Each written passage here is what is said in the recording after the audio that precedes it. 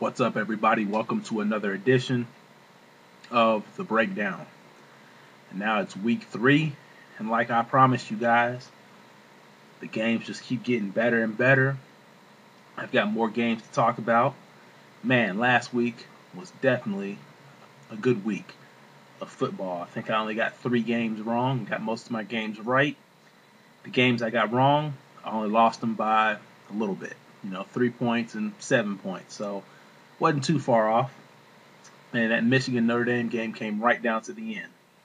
So I got that one right just by a little bit. So without further ado, let's jump into week 3. And we've got a bevy of games for you in week 3. So be on the lookout for them. Let's start up Thursday night as always. Prime time, number 3 LSU versus Mississippi State. LSU is actually traveling to Mississippi State for this game. You can find this game on Thursday, as I said, prime time. And I think I like LSU in this game. The defense is very, very strong. I was very, very impressed with their defense versus Oregon. And they really didn't play anybody last week, but their defense still hung tough. Mississippi State coming off of a loss to Auburn. Mississippi State, gave up a lot of points to Auburn. Could have tied that game up to go to overtime, but I think Mississippi State's got a better offense than LSU. But I think LSU's definitely got a great defense, and despite Mississippi State having the better offense, I don't know if that's going to matter. I'll take LSU in this one by at least 10 points. Could be closer than that, but I'll take LSU. Les Miles will have his guys ready. Let's jump right in on Saturday. Number 18, West Virginia at Maryland. You can find this game probably on ESPN at 12 o'clock Eastern time. I like West Virginia in this game. Maryland, I believe the only game Maryland's played is the game against Miami. Maryland gave up some points in that game, and West Virginia's definitely got a better offense than Miami does, and Miami wasn't even fully equipped in that game, and Maryland still gave up points. Despite winning, I'll take West Virginia in this game versus Maryland. Number 21, Auburn at Clemson.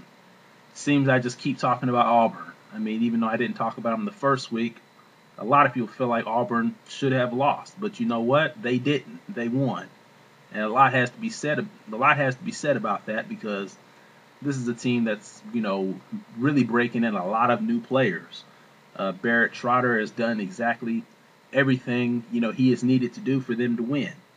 But just like last week, I was wrong, but I'm going to go against Auburn again. I think those 2 close games were a benefactor of having home field advantage. The ball bounced their way, and sometimes the ball bounces your way at home. This time they're traveling to Clemson on the road. I like Clemson because Clemson's a little bit more balanced on the run and the pass. And although I think Auburn, like I said, they've had some close games, you don't want to play close games like that on the road, because the ball might not bounce your way. It might go the opposite way. So I'll take Clemson. I really don't think Auburn is that great. They've gotten away with 2 games, but like I said, I'll take Clemson in this game.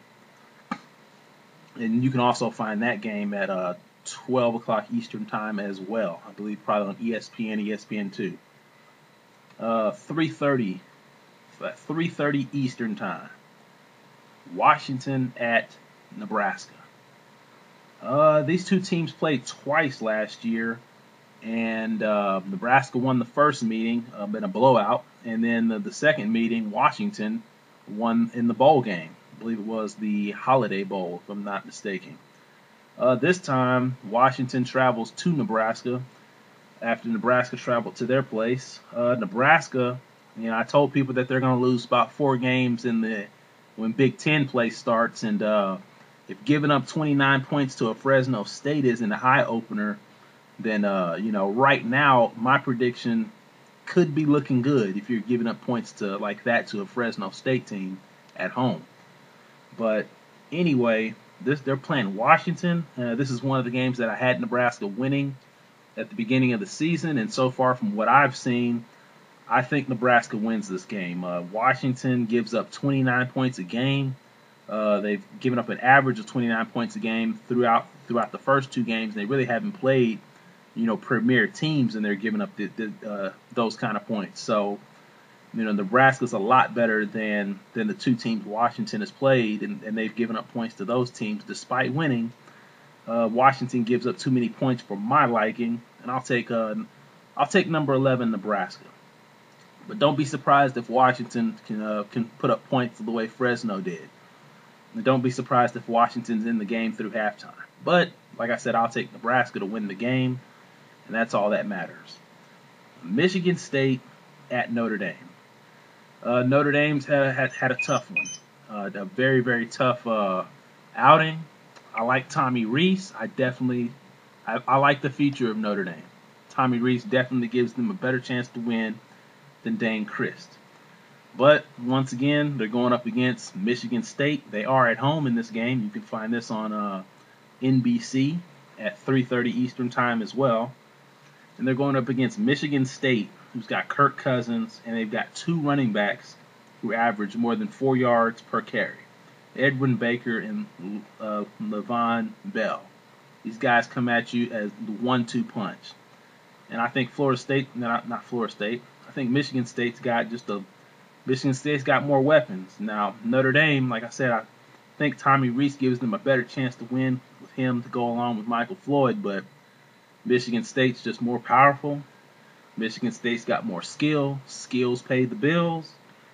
And Notre Dame, sorry to say, but you guys are going to start off 0-3.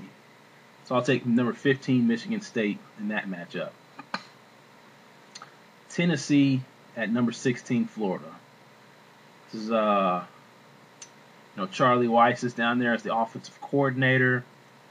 John Brantley. This is kind of his second year to start. Florida's got two running backs, Jeff Demps, Chris Rainey, who average more than 7 yards per carry. And Tennessee, they don't rush enough. Now they pass the ball good, but Tennessee does not. In the two games they played, 132 yards rushing as a team against the teams they played. It's not going to get it done. And although their quarterback is passing, he's had some good yards passing in the two games. You cannot depend on their quarterback, Tennessee's quarterback, to pass the ball and win you a game in the swamp against Florida and the athletes. I'll take number 16 Florida over Tennessee. Like I said, I like John Brantley. I think John Brantley can throw the ball around and hold his own. And like I said, Jeff Demps and Chris Rainey, they're averaging over 7 yards a carry. May not get that against Tennessee, but that's more what Tennessee's going to bring to the table rushing.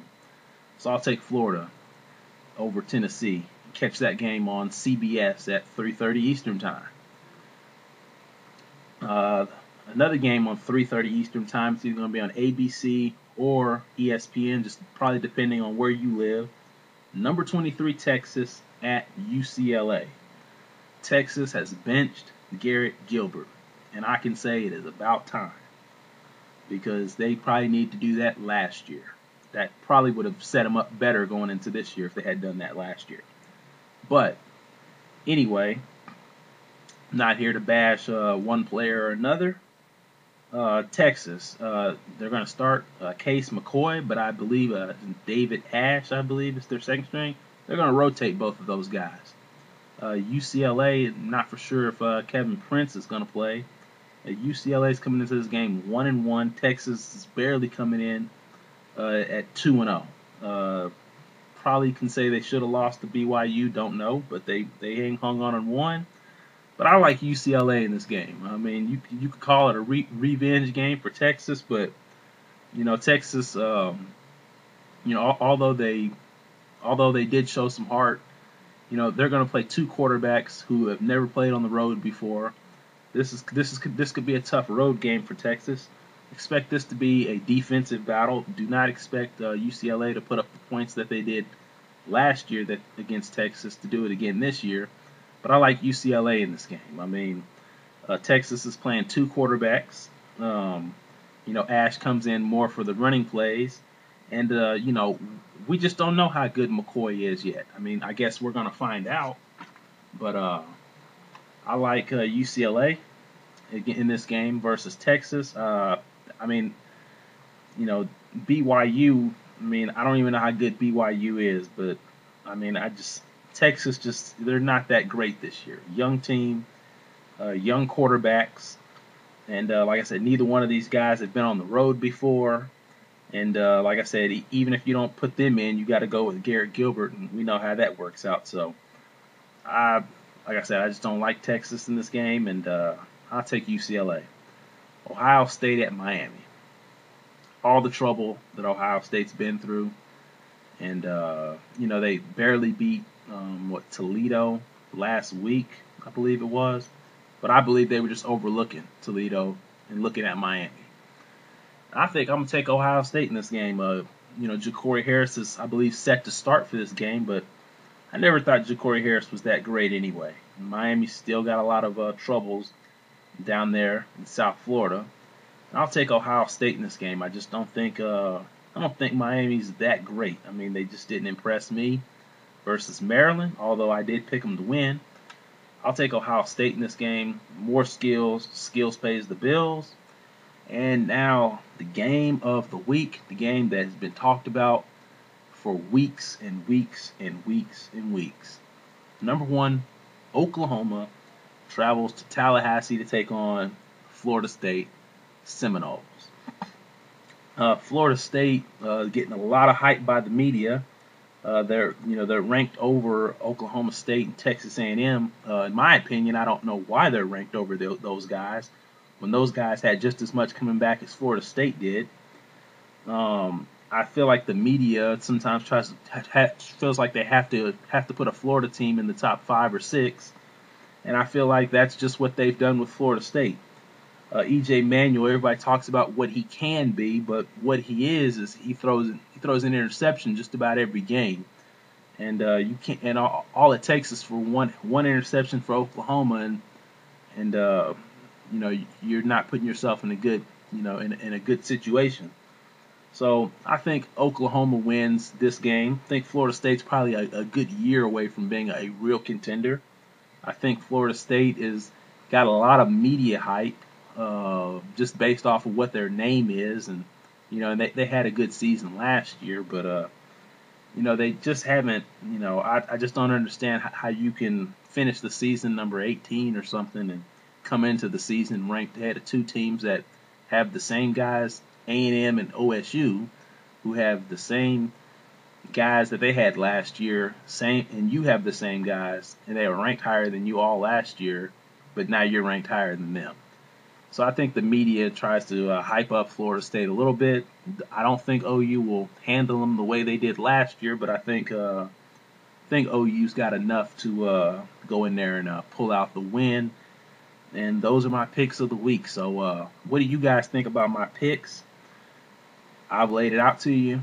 I've laid out why I think certain teams are going to win, and laid out why I think certain teams are going to lose. So what do you guys think? Those are my picks, and I'm out of here.